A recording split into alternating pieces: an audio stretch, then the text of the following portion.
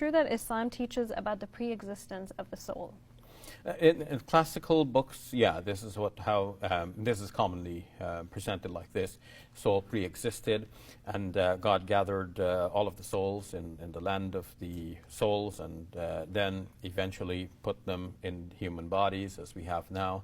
And it is even said in the hadith that when the embryo develops to a certain extent, some interpretation of the hadith 40 days old, some 4 months old, then the angel comes and breathes the soul into the baby.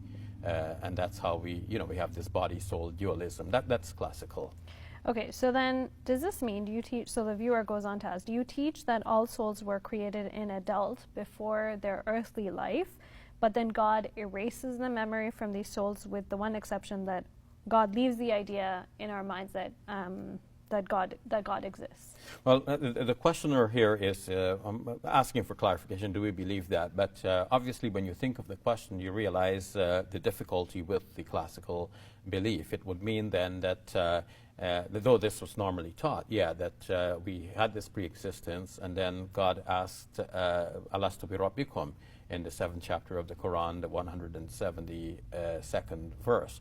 And people said Bala, they confessed. And this is repeated in sermons many times, with the basic idea that the soul had already pre-existed.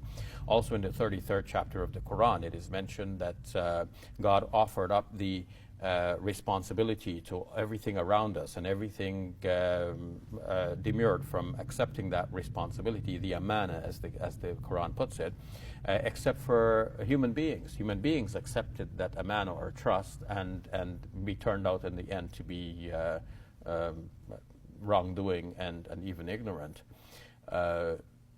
So all of this points to pre-existence, but the idea of that pre-existence becomes problematic, because it would mean that we have no memory of that pre-existence, and we are being told, okay, then you don't have any memory, God just put it like that. So you're in this earth only to remember from your previous existence that God is one, and you'll be questioned by God if you turn away from that belief in the oneness of God.